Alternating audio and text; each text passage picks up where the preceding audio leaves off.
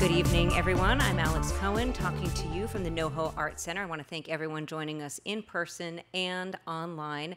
This is the event titled How Do Spaces Become Places? And before we get started, and before we even introduce our panelists, I'm going to actually once again ask for a show of hands. How many people here came to Los Angeles from someplace else? Ooh. And how many people were born right here in LA?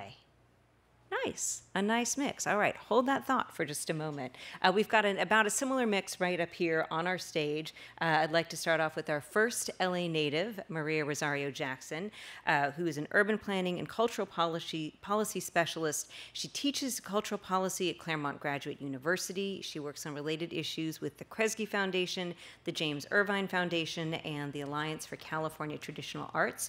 2 years ago, President Obama appointed her to the National Council on the Arts. Everybody, a round of applause for Miss Maria Rosario Jackson. Next up, I don't know if we planned this, we actually staggered this very nicely, LA Transplant. Marshall Louis, an award-winning filmmaker whose last film, California Solo, premiered at the Sundance Film Festival. He's currently Chief Creative Officer of Adaptive Studios and has been president of the Barnsdall Art Park Foundation since 2010. This summer marks the 5th year of the Friday Night Wine Tastings at Barnsdall, where I was just at this past Friday. It was great to get it started once again. Everybody, six, my goodness, 6. Ladies and gentlemen, round of applause for Marshall Louis. Next up, our second LA native, Rudy Espinoza, who is a nonprofit community development leader. He currently serves as the executive director of LEARN, and that stands for Leadership for Urban Renewal Network. Rudy's also on the board of the Esperanza Community Housing Corporation, and part of that job involves work with the creative place known as Mercado La Paloma, which we'll be hearing about in just a bit. Rudy's a commissioner at the Los Angeles Board of Transportation, and his recent work has focused on creating a permit system for street vendors. A warm welcome to Rudy Espinoza. And last but certainly not least, we have Valerie Watson, an urban designer who works for the City of Los Angeles Department of Transportation, where she works on behalf of Angelenos who walk, bike, and take transit. She has led the formalization of People Street, which is an LADOT initiative focused on repurposing road space for public use. Valerie cut her teeth exploring LA with Midnight Ridas and SciArc and RideArc, and she would not miss Ciclavia for anything in the world. Valerie, welcome. Now, there's a reason why I started off by asking everybody if they came here from someplace else or were born here, because I think sometimes that influences how we think of this place. And I'm actually a bit of a hybrid. Technically speaking, I was born in New York, but my folks moved out here when I was about 2 years old. They said, New York was no place to raise a kid. Much better to do it in Los Angeles. And I questioned that decision for a long time, as probably some of you do as well.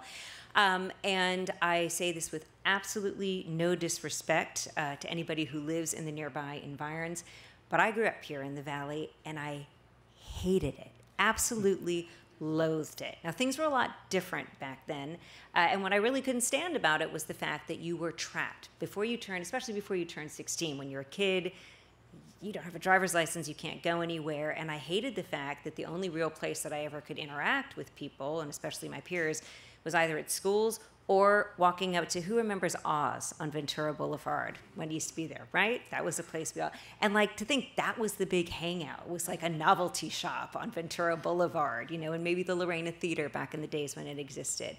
But I kind of couldn't stand LA because it felt to me like there was no real there, as Gertrude Stein once put it. And so I left when I was 15, and I said to my parents, I love you very much, and I'm never setting foot in this godforsaken town again. Now, fast forward quite a few years later, a little over a decade ago, and a job opportunity came up down here, and I thought, well, I was living in San Francisco at the time, and they hate LA like nobody's business, so, and that kind of rubbed off on me as well, so now I was really firmly entrenched in the I hate LA camp. And I moved down here and thought, I'll stay down here, work for a year, and then I'm out of this place. And I moved to Silver Lake, and where I had never been growing up as a kid.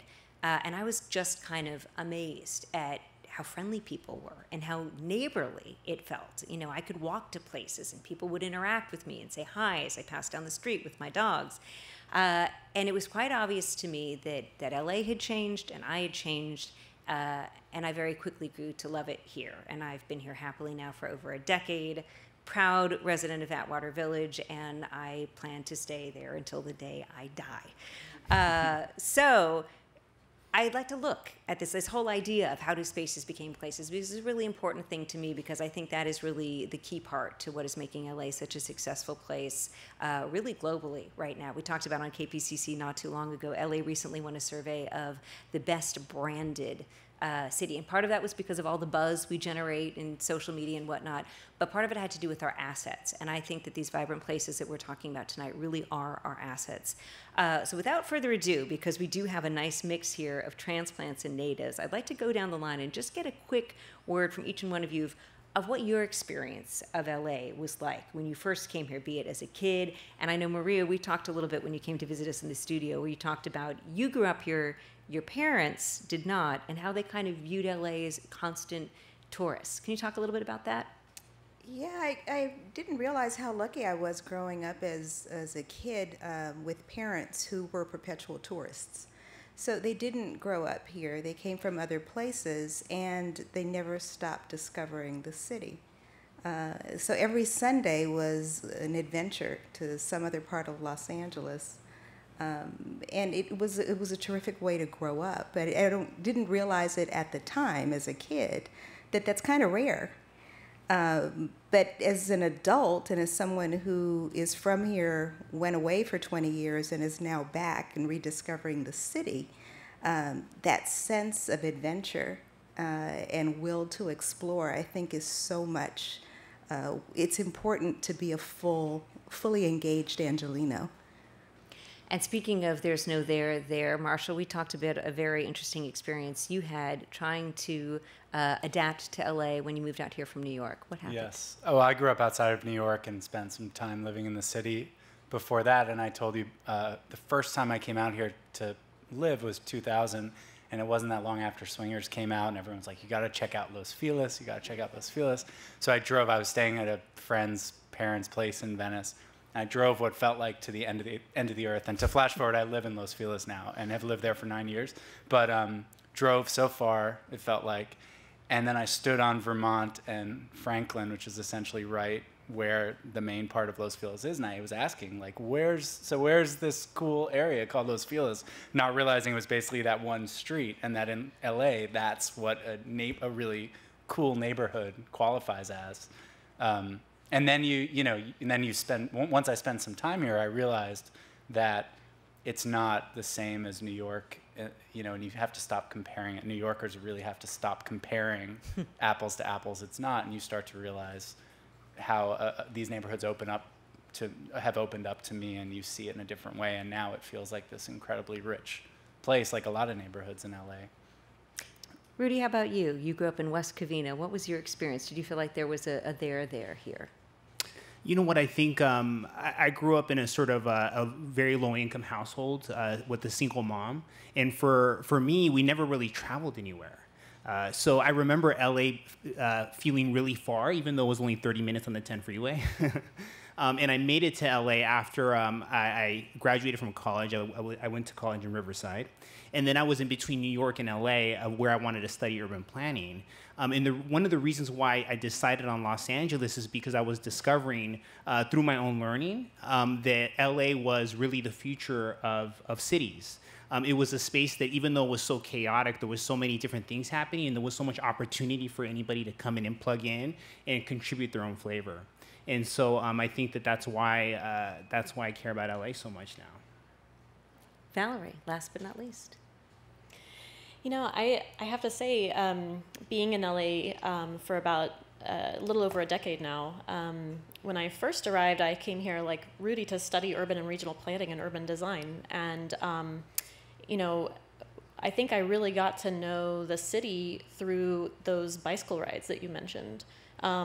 Those bicycle rides allowed me to explore all the neighborhoods and the collection of places that if you're just driving down the 10 or wherever you're going from point A to point B, you might miss. And so that was really how I think I got to learn the city and appreciate the all of that the complexity and the richness that's woven into the neighborhoods that like Los Feliz is maybe stitched along a corridor and it's not just one spot.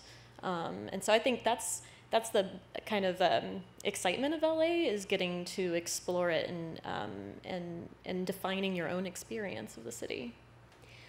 I have to say, when we first started researching and looking at this topic, I felt like creative placemaking was a relatively new phenomenon. I thought of what I'd seen kind of popping up throughout LA over the past couple of years. People are watching movies in the Hollywood Forever Cemetery, or they're enjoying, summer picnics at the Huntington. This all felt rather new to me. But in fact, this idea of creative placemaking, it goes way back. It has its roots. And Maria, I'm wondering if you can kind of fill us in a little bit on the history of this idea. Sure. The idea of placemaking itself isn't a new term. Placemaking has its roots in the planning and urban design fields. And in the 60s and 70s, it was popular. And it had to do with people intentionally taking responsibility for creating the built environment, or creating the places where they live. The focus on creativity as a central element of that, with intention, I think is more recent, and has certainly gotten more play with the National Endowment for the Arts really embracing the idea and looking to the arts not only as vehicles through which communities are built, but also as evidence of the pulse of a community or the creativity of a community. So it's not only instrumental, but it is also central to the identity of a place.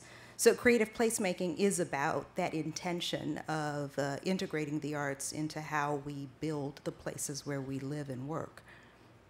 And Valerie, do you want to weigh into that, your vision of creative placemaking? Because this is something you're working hands-on all the time with. Yeah, I think the wonderful thing about Los Angeles is that we have 7,500 miles of streets that are a canvas for not just public art, but public life. And in terms of mobility and accessibility in our city, our streets are really our biggest asset when it comes to not just placemaking, but encouraging mobility choice and making our streets work better for all road users. And so whether you're incorporating the arts or you're enhancing the journey to transit, our streets are really kind of where it's happening in this city. You folks might have noticed at the beginning when you came in here to the theater, there were some images that you saw on the screen. We'd like to give you a flavor. We're in a wonderful example of a creative place right now, but we kind of wanted to give you a sense of some other ones that exist throughout the city. And we might see some of these throughout the evening too. I just wanted to point your attention to, these are just kind of some living examples of what we're talking about right now. And Marshall, maybe for those who aren't familiar with Barnsdall and that experience, maybe you can talk about what it is for those who've never been there and explain a bit about how it came to be. Yeah, well, Barnsdall Art Park is at the corner of Vermont and Hollywood, and it was deeded to the city of Los Angeles. It's actually run by the Department of Cultural Affairs, who's sponsoring this event. And it was her house. She hired Frank Lloyd Wright to build her house. It came in way over budget, and she actually hated it from the moment she got it. So she quickly deeded it to the city, but really she was a pioneer of creative placemaking. I mean, her vision for that space was to have a theater, to have residences built for artists in residence. She envisioned shops along Hollywood Boulevard, like on the Champs-Élysées, on the Seine, where you have stalls where artists could sell their wares and live on top. That never came to pass. And it now stands with a lot of that realized, and to a slightly less grandiose degree, but there's art classes, there's a 300-seat theater, there's the Municipal Art Gallery of Los Angeles is there, and then the Hollyhock House, which is a national landmark and one of Frank Lloyd Wright's most well-known houses, his first Southern California house. So it really is a pretty amazing place where everything comes together, and in the arts and in creativity. And it's also a recreational spot, and she had a lot of vision in putting that together back in this was in the 20s. And yet, fast forward quite a few decades, people who lived in Los Feliz and nearby had kind of no idea that it was even there. It kind of had a rebirth as a creative place. Can you talk about how that came to be and what happens there now? Yeah, I think if you talk to people who grow up in that neighborhood in the 70s, 80s, many of them took classes there. They went up there to play. And then through like a lot of urban places, it's being woven into the fabric of the neighborhood kind of went away. And the park reopened after a major renovation in 2004 and had trouble getting back on its feet. In 2009, the organization that I'm a part of, the Barnstable Art Park Foundation, started. There were wine tastings on Friday night, and it really tapped into a deep desire for public spaces. It's a really beautiful place up there. People would come. We have a DJ from the rival NPR station of Southern California who comes. It's okay. Sorry. We don't fault you for that. Dan Wilcox. And so there's music. It's on the lawn. It's like, one of my colleagues likes to say, it's like the greatest party at your really rich friend's house on the lawn, and everybody brings their picnic. And every night, as you said, I mean, at least every Friday night, we've sold out now for 6 years running. Almost 600 people come up every Friday, and at least half of them have never been up there, and a lot of them live close by and say, I never knew this existed. So it's really a hidden gem that's finding its stride again, which I think is emblematic of a lot of what's happening in the city when you think of all the things that have opened up just in the last few years, from Grand Park to Echo Park being renovated. There's a lot going on. And for those who missed it on Take Two, we recently had a chance to go visit one of the projects that Rudy Espinosa has been working on. It's a fabulous place called Mercado La Paloma, and it has a really interesting history and an interesting mission. And for Rudy, for those who missed that, please, can you describe what happens? How did that place come to be? Well, Mercado La Paloma is situated off of Figueroa in South LA near USC. And it used to be, about 15 years ago, was a vacant garment factory that Esperanza Community Housing Corporation took over and made it into a cultural hub that is a space for artists, but it's also a space for entrepreneurs from South LA to build their businesses. And there's also even spaces for nonprofits and other entrepreneurs to build their organizations and help the community. So Mercado La Paloma is an amazing resource, but it's really built off the assets that already exist in South LA. And I think that's a really an important feature of creative placemaking for my organization, for Esperanza, and for a lot of the organizations we work with, is that creatives already exist, and we don't even have to bring them from other areas. We are all artists. My organization, Learn, is working with organizations like Self-Help Graphics and Art in Boyle Heights and other nonprofits and artists on the east side. And one of them struck me about a year ago, and they were talking about some of the outreach they were doing with artists. And they said that a common theme was that folks were saying, todos somos artistas, we are all artists. And that was something that really struck me, that it wasn't just the painter or the graffiti artist or the actor or actress. Everybody was an artist. It was the gardener. It was the señora that was taking care of the kids. Everybody was doing the work with a sense of creativity. And I think that's an important sort of element that you can find at places like Mercado La Paloma, is that everybody's engaged in developing a certain place. I was really struck by what Marshall was talking about, how folks didn't realize that there was an asset like his art park.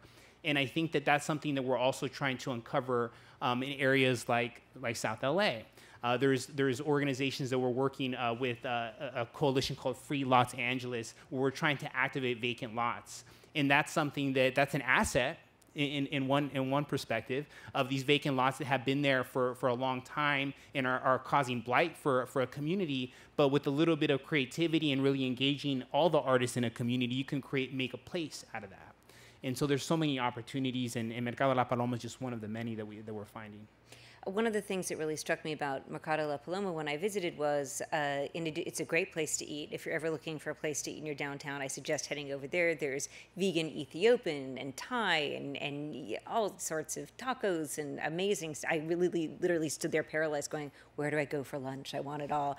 But there's also nonprofits that operate there. There is a woman in the corner who does alterations, but she also serves as a promotora. She's telling people about healthcare and talking with them about health issues. It's really a place to get a variety of services.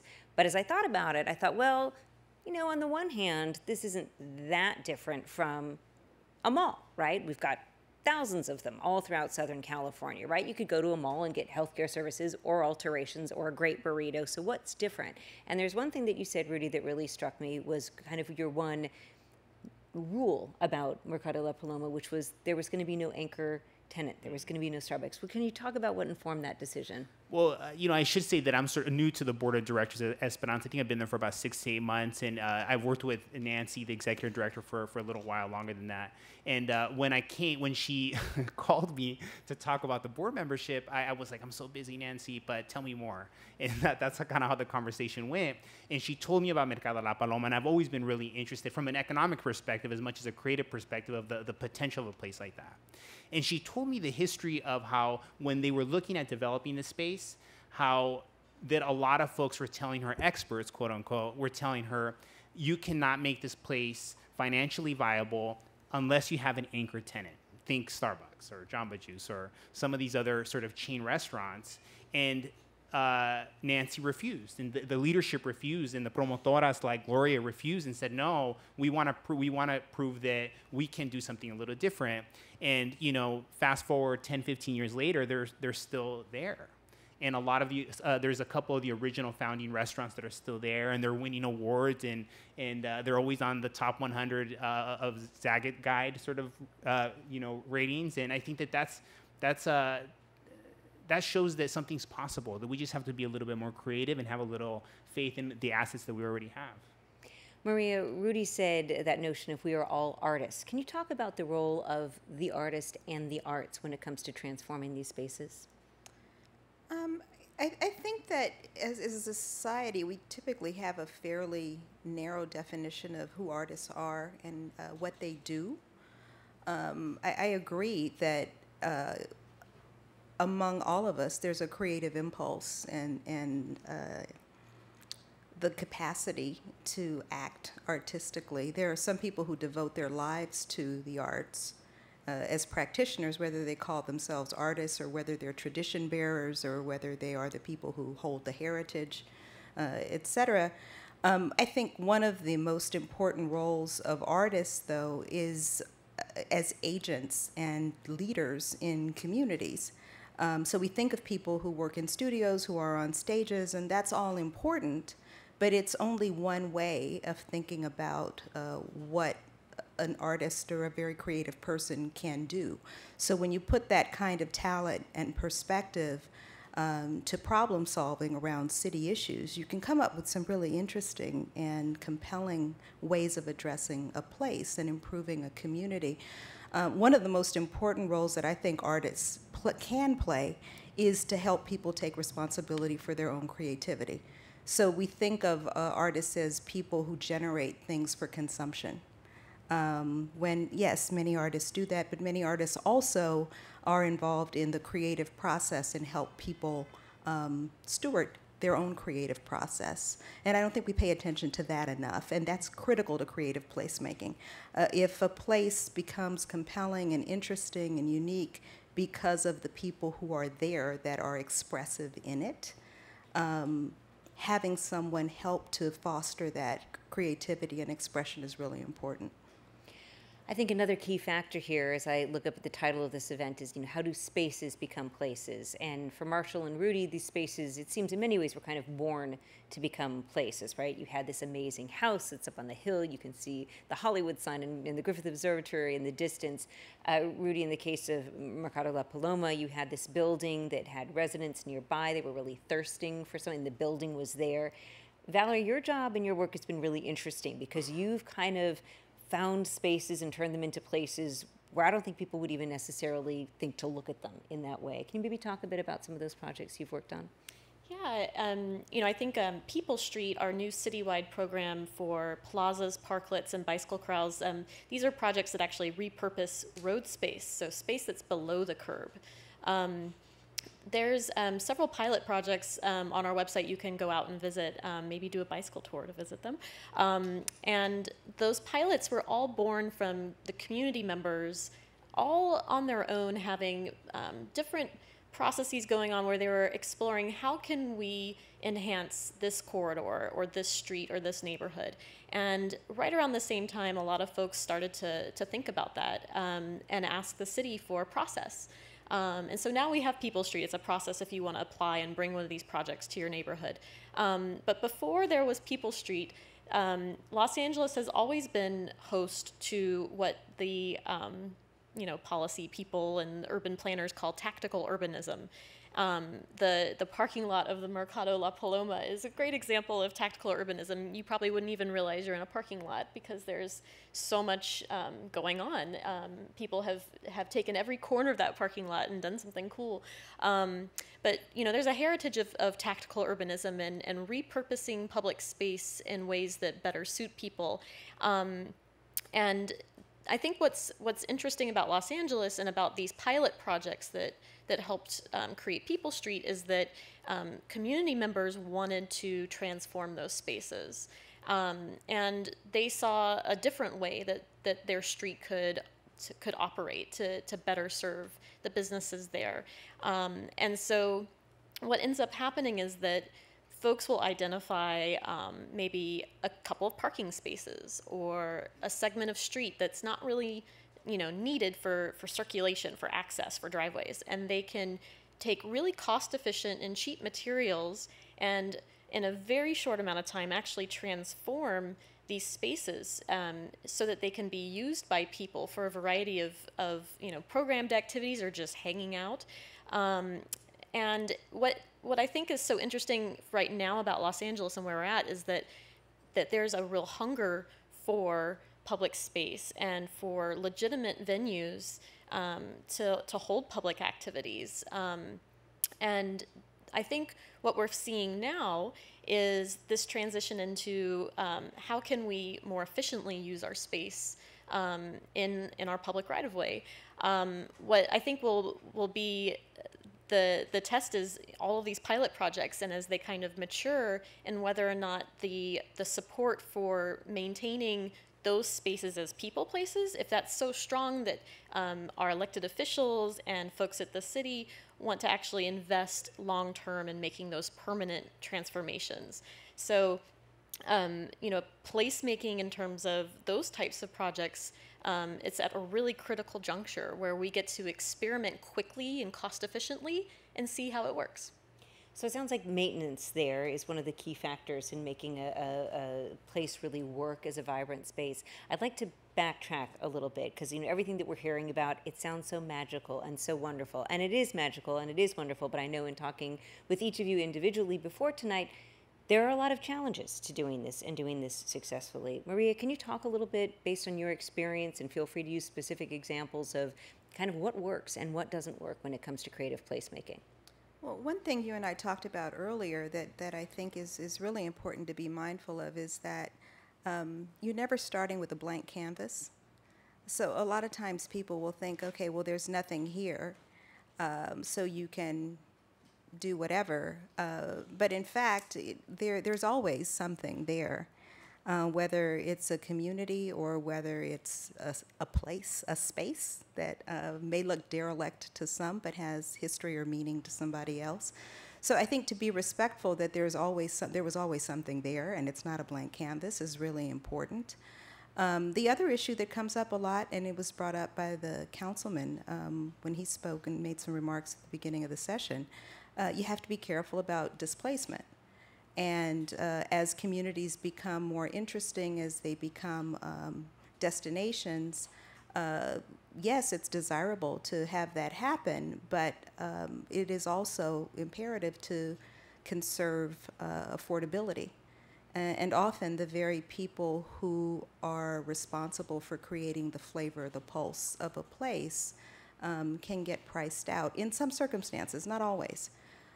So that's certainly a challenge. So figuring out how to do this work with some integrity and some commitment to expanding opportunity and equity as part of it is really important. When you think of, though, the idea of cultural equity or the ability to express creatively as a right, you're on a better path. So to Rudy's point that, there's generative spirit everywhere. People are capable of creating things that are beautiful, that are meaningful, and to recognize that, I think, is a really important part of the work when it's done at its best. You mentioned earlier about the benefits of working with artists. They can come up with these creative ideas that maybe people who are on the city planning task force and all the rest of it might not be able to come up with. I can't help but wonder if sometimes the artistic temperament gets in the way a little bit too. I mean, sometimes artists are known for having the big dreams but not necessarily being able to hew to the plans. Does that ever come up?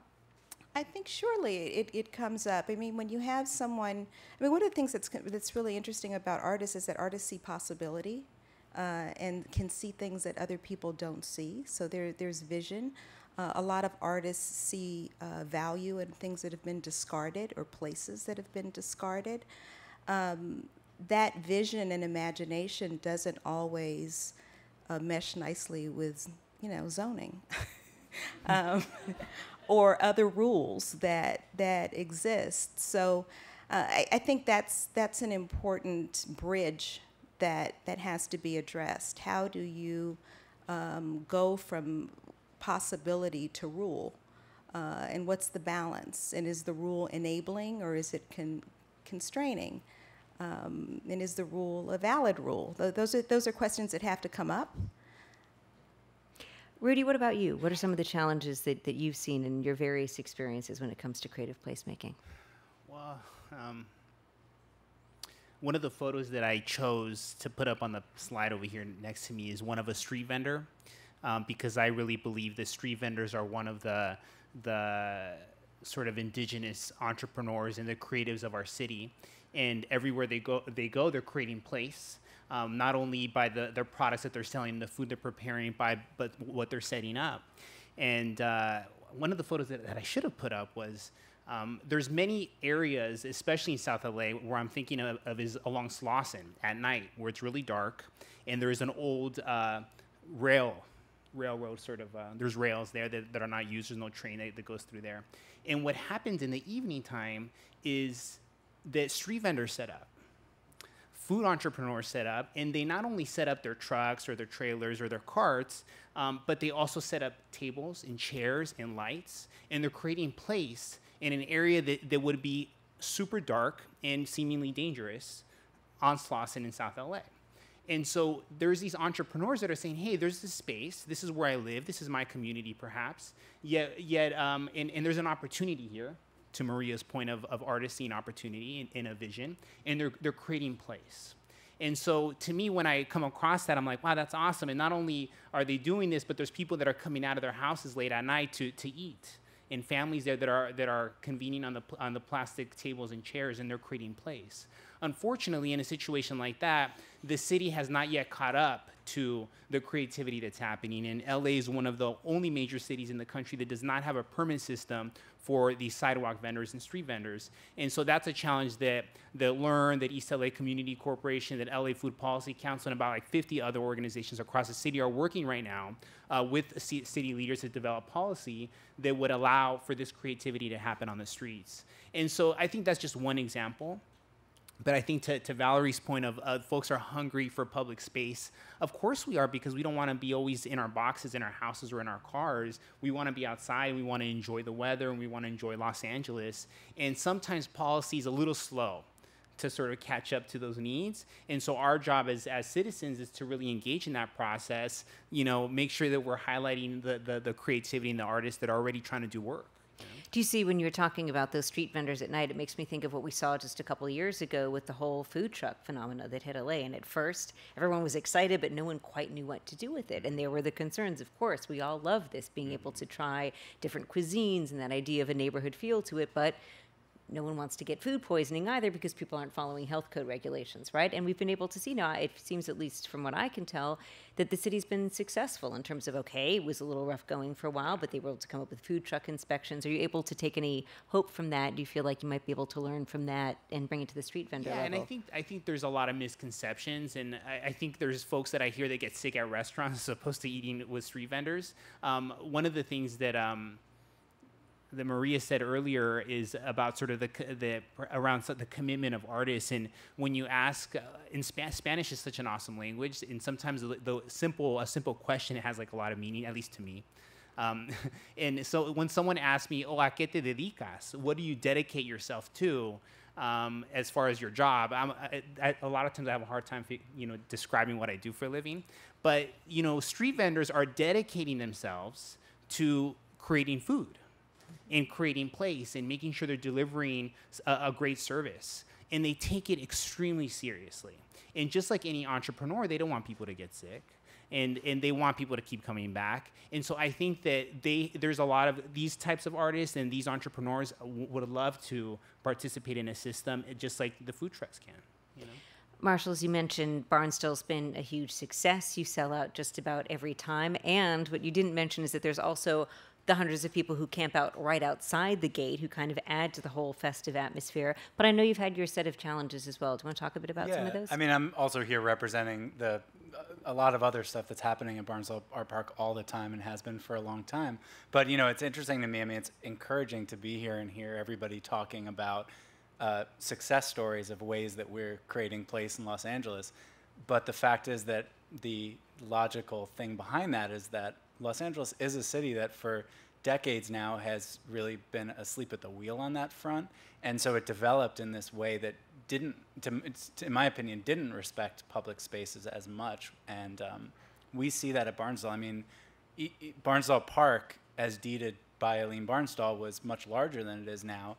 If any of you have been up Vermont, and there's a gigantic John's, Rite Aid, more parking spaces than they need in a Fat Burger that takes up a ton of space. That was sold off after it had been deeded by Eileen Barnstall's heirs, and that's one reason why it's a hidden gem instead of just a flat-out gem that people see on the street.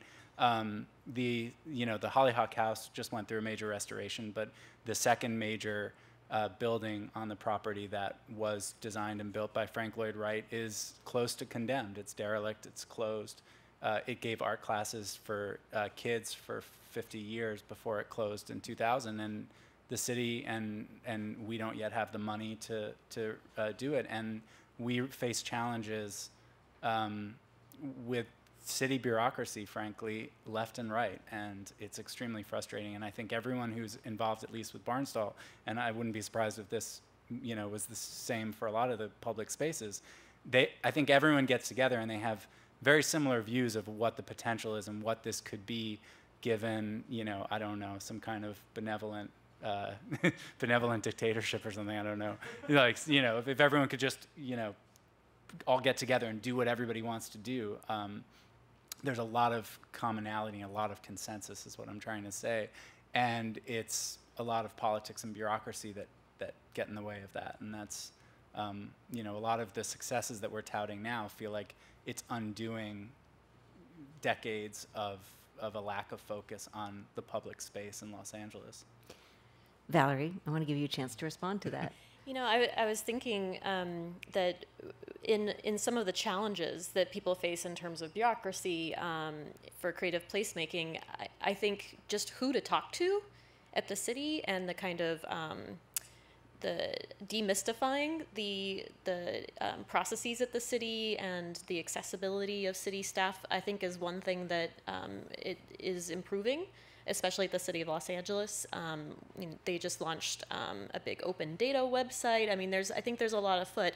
And I think a great example of how a lot of folks are actually turning some of those challenges into opportunities. One of the images that's on the carousel now is of the Cypress Village Art Tunnel, which is an obsolete pedestrian undercrossing, which is one of those tunnels that you see near schools across Los Angeles that goes under the street. Those were all kind of blocked off because they became havens for undesirable things, uses. And so we have all these like weird, obsolete pieces of infrastructure across the city. And in Cypress Park, an owner of a coffee shop whose frontage is right by the portal to one of these obsolete, chained off tunnels that no one's probably thought about in years, saw an opportunity and thought, how could I actually turn this into an asset and a gathering place for the community? And somehow that gentleman navigated the myriad structure and bureaucracy and was able to secure the approvals to actually control access to the space, and he opens it up for an art walk. And folks come from all over Northeast Los Angeles to come and celebrate that community, and they have curated art events in that space. And I think that's kind of a telling sign that even though we think of LA as this place where everyone's kind of fighting for turf, sometimes those opportunities are right there under your nose, and if you just are resourceful and just kind of think a little bit differently about space, then you can sometimes create something really magical. It becomes a centerpiece for the community. Very good example. And yet, I'm going to play devil's advocate here, we have another slide on the carousel of the Sunset Triangle Plaza, which if you folks haven't seen before, it's located in Silver Lake. There's a little fountain there, and it used to be, there we go, and I have to say, when it first closed down, I used to take that street home every day. I used to work in downtown, and I used to take that street home, and then one day I couldn't anymore. I was a little miffed at you guys. You're doing great stuff there, and it's great to see a space where people can actually hang out and walk their dogs and play frisbee and skateboard and all the rest of that in the heart of a very heavily trafficked area. But I think it goes to show there are some times where there's going to be conflicting priorities, and especially as you mentioned, so much of your work is done below curb level. Parking is a big hot button issue here. How do you kind of walk the line between when it's really important to use a space for the cars or the parking, whatever else had been there before, and when it's time to say, hey, I know this is going to hurt a little bit, but we're going to rethink this and we're going to turn this into something else? How do you walk that line? You know, I think that's what is so interesting about the People Street process that we've recently launched this program, and you can now apply, and we currently have applications that just came in our first application window. And I think what we're hearing from potential community partners for these types of plaza or parklet projects is that it's not just about the project, that the process of applying for the ability to install these projects has actually opened up a much bigger conversation in their communities about urban design and about use of space. And so some communities, the consensus has been built that is a fine use of space. There's tons of parking. Other communities, parking is a real issue. And there actually could be a legitimate cause for concern about parking accessibility. So one thing that we're doing at the Department of Transportation is creating a method to actually evaluate these projects before and after they're installed. One of the things, aside from looking at economic indicators, social indicators, people increases or decreases in people walking and bicycling. Aside from all those types of things we're studying and evaluating, we can also look at parking utilization, and we can see how many spaces were open on that corridor on an average day before the installation of that project versus after. And so we can actually have some data to really understand the impacts of these projects on neighborhoods. And that allows communities in the future who are interested in applying for those projects to have numbers to speak to and case studies in neighborhoods that may be similar to theirs, so that they can have those bigger urban design conversations. We also hope that these projects allow communities to maybe have a rallying point to address other needs in their community. So if it's a need for a better solution for managing parking, these projects are the door to having those conversations they might not have had the kind of broad collection of stakeholders to have before. So I think, as a department and as a program that's now accessible to people across the city, these conversations, I think, are only going to help us come up with better solutions for what some people think is a contentious thing. It's not always a contentious issue. Some communities really embrace a more efficient use of space on the street. At this point, we'd like to carve out a bit of time to open it up for questions from the audience. I do want to make one small note before we do that. I know we've got a number of folks here tonight who are representing other amazing creative spaces here in Southern California. I will let you have one shameless small self-plug. But after that, please make sure that there is, in fact, a question in your question. Thank you. And just raise your hand. We'll bring a microphone to you if you've got a question you'd like to ask to any of our participants.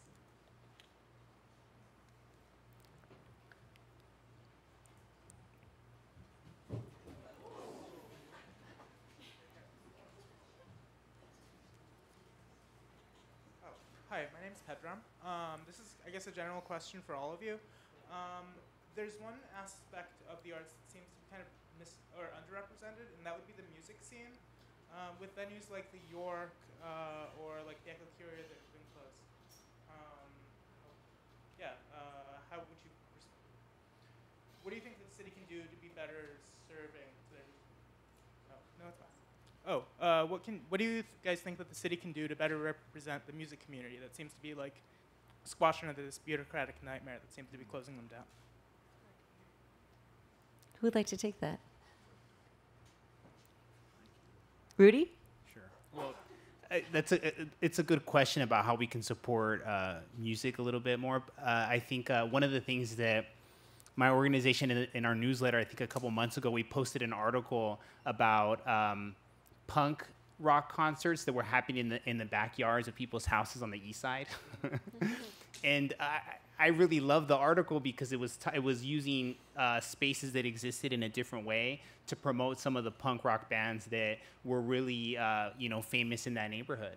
And I think that it's really creative and it's awesome and it's using what you got and it's promoting some local artists. And I think that we have to look at those examples that people are already doing, and the city should sort of kind of figure out ways to sort of develop policy or programs around that. I think that there was also a cool article in the LA Times like a couple of weeks ago of a guy that was opening up his garage for poetry nights in the city of Bell. And again, these are, I like that personally, Valerie, because it was a garage where you put cars in. And in this case, the guy was like, why are we going to put cars here? We should put people that like poetry and like music.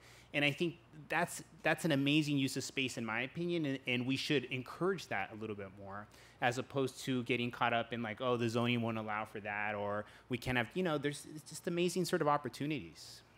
I don't know if that answers part of your question. Maria? I was going to say, a lot of times there's the presumption that there's a privileging of visual arts or even urban design or architecture in creative placemaking. The reality is that, yeah, of course you need a place, but if you don't animate it, it's dead. So figuring out how to talk about the making of a creative place that includes performance and live arts, and just having that be part of how we think about vibrant places is really important. So I think some attention to the narrative of what's a vibrant place and recognition that music and other kinds of live arts are really key. It's again the pulse of what will bring something that it's not just the space, but what happens in it. And I'm not a panelist, but I'd actually would like to chime in on this one as well, just because two things come to mind. One is an interview we did not too long ago. I'm sure everyone's familiar with the big Coachella Music Festival that happens every year, which in and of itself is a fascinating story. I mean, they were broke at first. No one thought it was going to work. And now it's one of the most successful music festivals in the country. But what sprung up here in reaction to that is a festival now known as Brokechella. And it basically was a bunch of downtown artists who said, we can't afford Coachella because it's really expensive. So, hey, what if we just get together? And we know a bunch of our musician friends can't either. So what if we just get together and we kind of have a big party for all of us losers who are stuck here who can't afford Coachella? And this year, if memory serves, it's at least there, I want to say 5th or 6th year, and they had to move it to a much bigger venue because it's just become more and more and more popular. And it was realizing a need. You know, people can't afford Coachella. I think their first year admission was like $10, and that was a successful thing. The other thing, which I just heard about hours ago from a friend of mine, we were talking about a Memorial Day weekends, and she said, "Oh, I had this great night. It was a vinyl potluck, and I wish it was called like Vinyl and Vino, and I believe it was at Vendome Liquors. I don't know. I'm giving a shameless plug, and I'm not even sure if it's right, but we'll try to find it actually, and I'll tweet it tomorrow. KPCC Alex.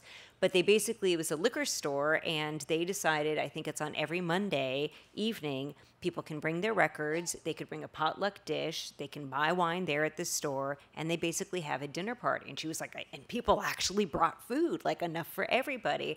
And it's little things like this that I do think is what is making the difference now. And people, yeah, you know, technically speaking, are they allowed to serve food? And please, Valerie, close your ears. I don't want to get a business into trouble. But I think when people take that initiative and start those spaces, I think especially with music, that might be the future. The Vista Movie Theater in Silver Lake, it's one of my favorite places to see music. They don't do it that often, but I think that idea, as Rudy mentioned, of taking spaces that might not be a traditionally music venue and letting music flourish there is a great way to do it. So I'll hand it back to the experts. In my neighborhood, there's the Best Fish Taco in Ensenada has stand-up comedy nights that started to have very well-known stand-up comedians come on Tuesday nights. Another example of a place just saying this is a great venue, it's outside, and becoming something.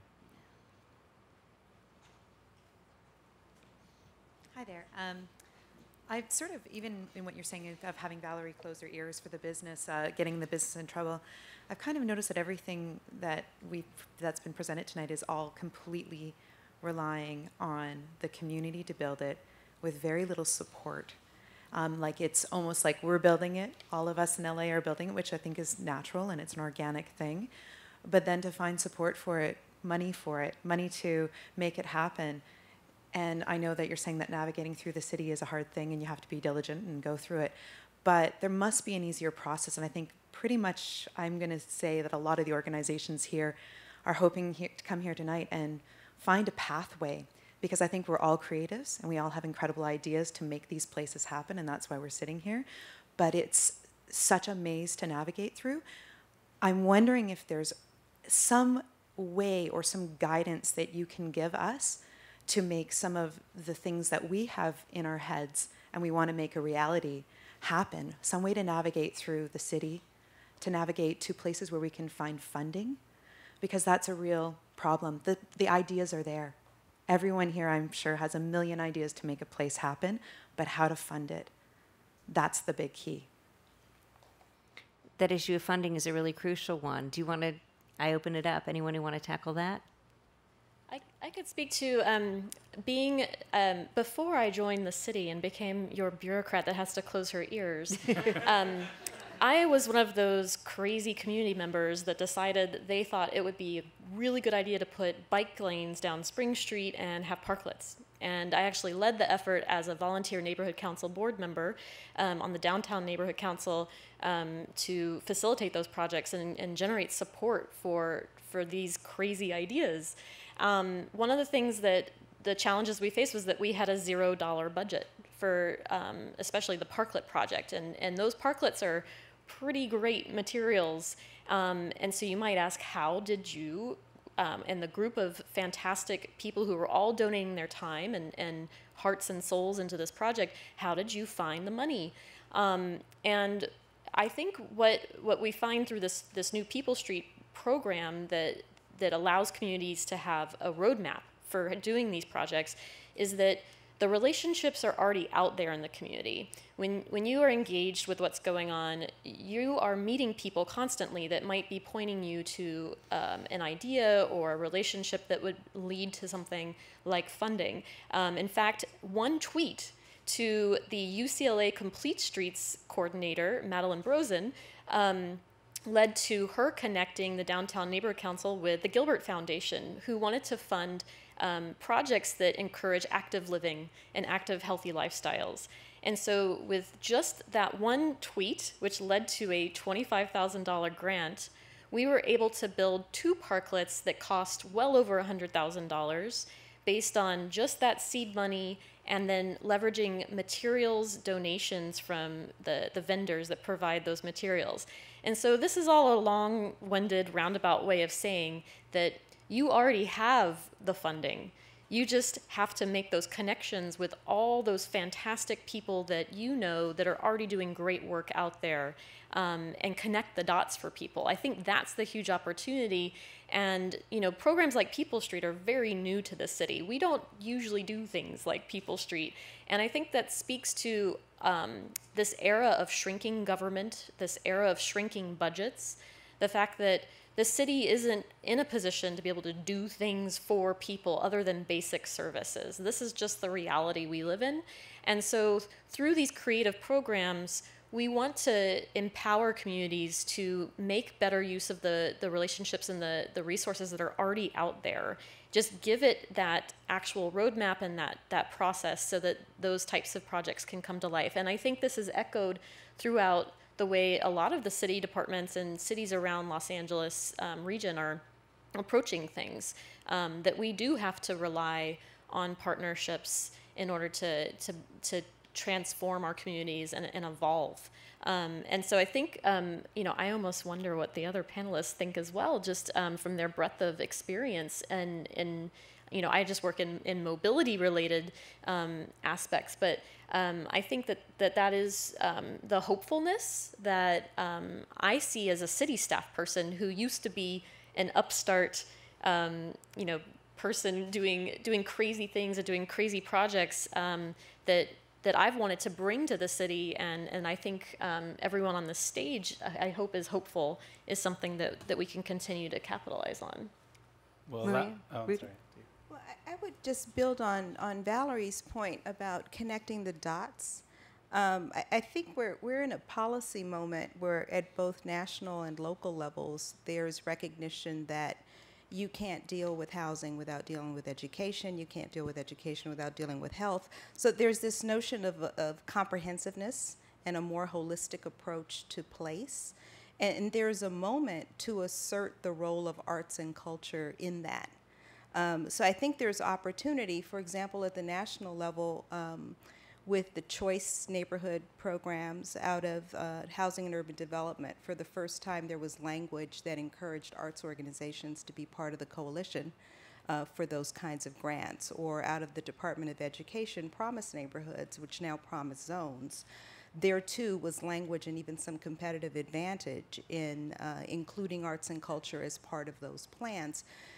It's not the easiest bridge to build, especially when you were talking about what are some of the challenges. One of the challenges is that people tend to think that the arts are extra, or that it is, it's quote unquote dessert, or it's gravy, or it's what have you.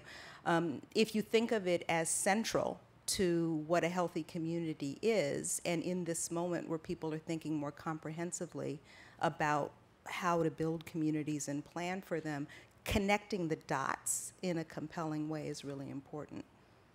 Marshall? Well, I know I said before to New Yorkers should stop comparing New York to LA, but I'm about to do it.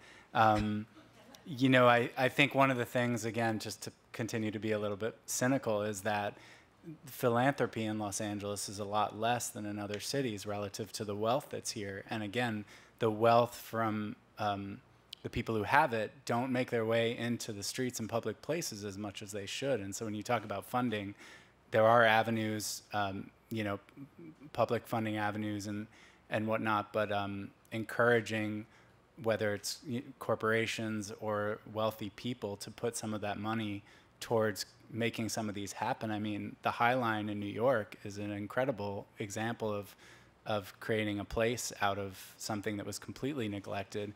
And it is a very, there's a lot of money that went into that, and it was because it's in an area where the wealth from the people, they didn't go into their pools in their backyards, they went out into the place. And part of that is just the way New York is constructed again, but maybe we can start moving in that direction. I think that as far as when you're saying, how do I find funding, there's a lot of money in this city, and it's pretty woeful, how much it doesn't make it out there into a place where everybody can use it.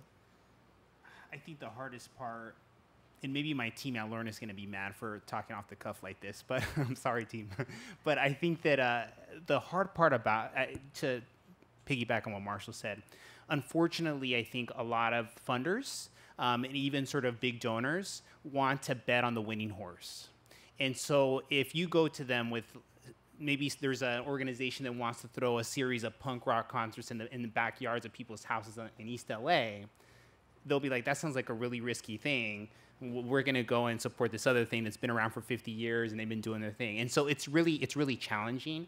I'm not sure if it's a messaging thing. I'm not sure if it's being clear about our metrics and our logic models and all this rhetoric. But there is challenges there that are very real.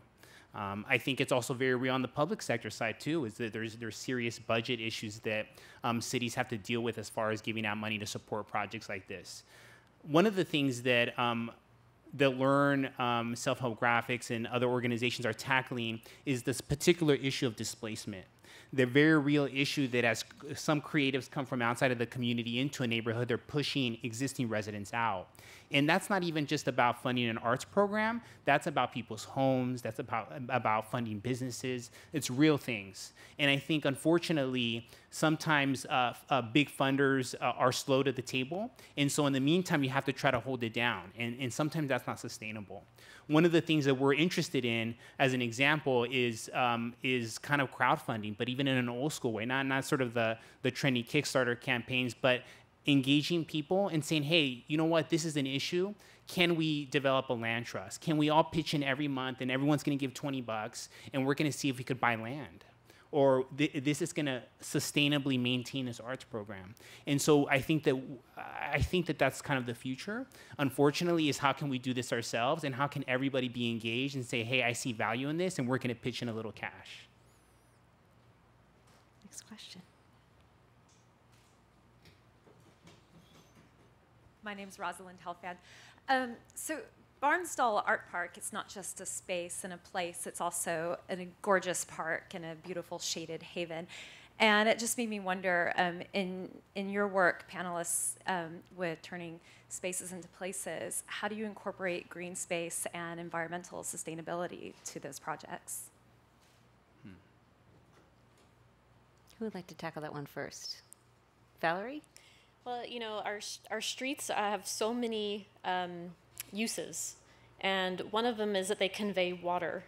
And so folks in our sister departments in our public works agency are looking at ways to incorporate stormwater management into our street design, whether it's a bulb out or a curb extension that the water flows through on its way to the storm drain, so it's cleaned by the plants. Or it's incorporating, trees to help reduce the heat island effect. I mean, all those things, our streets become this huge opportunity. I think everyone's very mindful these days about how our streets wear many hats and do many jobs. And I think that's one huge opportunity that we have, is to think about stormwater management and the LA River, being this spine in our community that travels along so many neighborhoods. It's fed by water that runs down so many neighborhood streets. And so these little out-of-the-way places, in Elysian Valley, the city has already been looking at how to incorporate stormwater management to clean the water before it reaches the river. So I think that's kind of the next big opportunity. It's not just about helping streets better serve people walking and bicycling and taking transit, but it's also about looking at our watersheds. Anyone else care to take on the green question? Well, on the street vendor front, going back to street vendors, I think one of the things that we're proposing in our policy for the city is that there would be a substantive effort to encourage street vendors to sell healthy food. And that's really in direct in sort of trying to address the food deserts and the food swamps that exist in LA and South LA on the east side of the Northeast San Fernando Valley. And that's really exciting. And it's actually something that has come from street vendors themselves. And they're really excited often to say, hey, I want to sell healthy food, or I already actually prepare my tamales in this certain way. And that's kind of a way of sort of getting at some of the environmental issues that we're experiencing from a health perspective. And I'd like kind of to offshoot that question and ask to you, Maria, because you work on projects throughout the country. It seems to me that one of the real assets that we have here in Southern California, as I believe Marshall mentioned earlier, we've got great weather. And it seems to me the opportunity to really turn those outdoor spaces into places might be better here than maybe anywhere else in the country. Do you feel like we're fully taking advantage of that compared to what's going on in the rest of the nation? I think we take our weather for granted. Yeah, I mean, LA has so many, Southern California in general has so many possibilities because of the weather and also because of agriculture and things grow here. And there are opportunities that don't exist in other places that have very cold winters or other kinds of terrains. I don't think we take full advantage of it.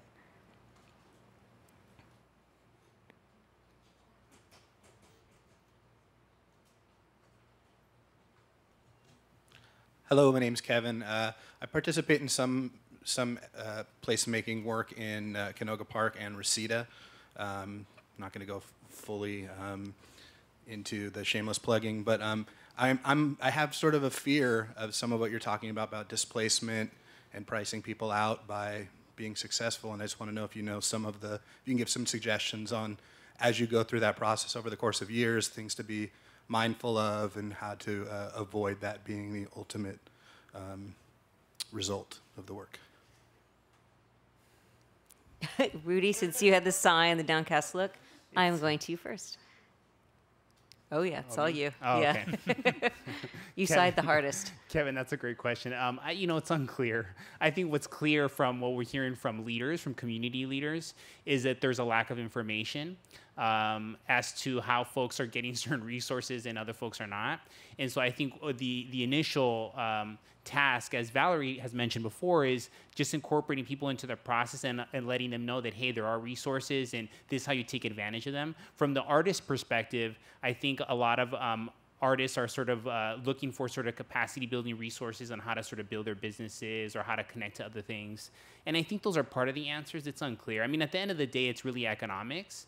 And we have to figure out ways to empower the creative community to own assets and to make sure that they're stable. I mean, I think in Boa Heights, for example, one of the biggest concerns is that a lot of small business owners don't own their properties. And so as soon as a new landlord comes in or realizes that, hey, I could rent this for a lot more money, it's easy for when the lease comes up to say, hey, you know what, it didn't work out, have fun, and we're going to bring in, the hipster coffee shop. I don't know. I mean, I think that that's something that we have to think about is how we can make sure that land and property gets into the community's hands, or at least it's community driven. Maria, do you want to talk about that at all? I think that question is an important one, and it's one that the community development field hasn't cracked fully, right? And it becomes more complicated when you layer the arts into it. I mean, there's some evidence around the country of things like community benefit agreements that are in place. So these are agreements that are made prior to development that tend to favor groups that would otherwise be at risk of being displaced or more vulnerable because of income or other issues. So I think that there are some things out of the community development field that we need to be paying attention to, but there's no silver bullet. I mean, one of the things that's a little bit troubling is that when we'll look at a community that is becoming hot and say it's transitioning, the implication being that it's going to be something else, and that whatever mix it happens to be, when it is both affordable and interesting and compelling for other reasons, that's going to go away because it's transitioning to something else. And my question is, how do you sustain a place that has the kind of economic diversity and cultural interest that people assume is fleeting?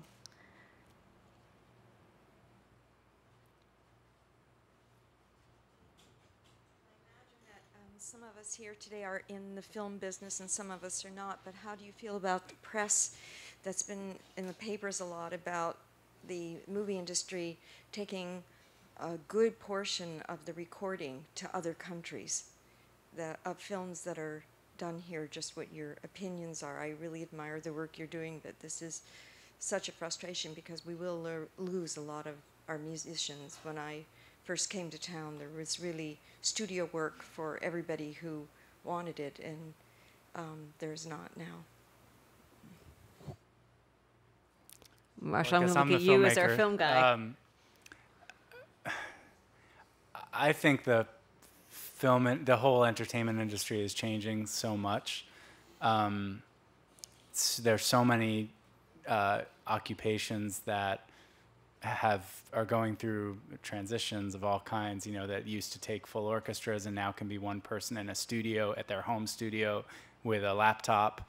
And so that to me is a much larger transformation that's happening that's going to affect everybody and is sort of irrespective of place. I know I'm working right now at a multi-platform studio called Adaptive Studios that's working across a whole bunch of different platforms. And I'm working with artists from all around the country all the time. And part of that is because people can be anywhere where they work. As far as large-scale productions, I don't know. I think that is maybe a topic for a different panel, a different Crawford Family Forum, as far as runaway production and tax incentives from other states and other countries. That's for a different time, I think.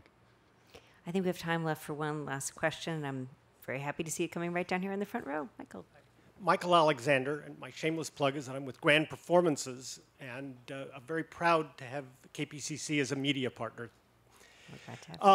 We are the product of the Community Redevelopment Agency's public policies, and I think that many of us here who are from the creative community are aspiring to do our work professionally and not just as an extension of our hobbies and whatever. And so I guess it's as much a question to Maria because of her national perspective. Where does this happen where there isn't government involvement in some way? Or does it always require some kind of participation on the public sector side to create the partnerships, to create some of the funding streams, to create ways that there are funds available to take things to a level where there's a professionalism that is going on and a way to deal with critical masses so things don't grow to a point that they got to move out of their backyard and into some other venue and they haven't found the funding to make it possible to work in those other venues? So, Michael, I'm going to try to answer your question, but I think, when I think about cultural policy and what it takes to bring a creative place or a creative event to fruition, I like to look at the event and then unpack it and figure out what had to happen in order for it to be. And most often, I can't say this with an absolute with that kind of resolve, but most often government is implicated in one way or another, whether it's police services or sanitation or what have you. The different kinds of players that have to come together for something to come to fruition typically implies that government is implied, whether it is in ancillary ways or in very central ways. So most of the time, yes, government is implied. That's an answer to, I think, a slightly different question. You were going more specifically about core funding. And I don't know if it's always government. I think it's often government, but I don't know with certitude that it is always that. But in terms of something happening in a public place or with in a way that it is accessible to the public, the government's typically involved, whether it's local or otherwise. I'm afraid this is where we have to end, at least for tonight. And I would like to say that KPCC also, like the folks up here tonight, is very dedicated to the cause of turning spaces into places. And the Crawford Family Forum is really a beautiful example of that. I hope this is not your last, even though we're not there tonight. I encourage you to go there and go often. Almost all of our events are free. They cover a wide range of topics, and it's a really great place to meet and engage. I want to thank my panelists one last time: Maria Rosario Jackson, Marshall Louis, Rudy Espinoza, Valerie Watson. Big round of applause for all of them.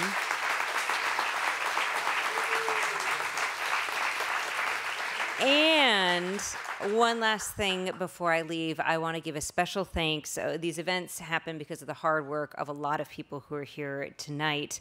One of whom, and this was really her baby, is Elaine Cha. And this is sad, I'm very sad to say, her last event for KPCC. She's leaving us. She's moving to St. Louis, which, by the way, does not have nearly as many creative places as we do, Elaine. So I'm still questioning that decision. But Elaine has done so much wonderful work, including all the work tonight. So I want to get a big round of applause for Elaine as well. Thank you, Elaine. Good night, everyone, and thanks again for coming out.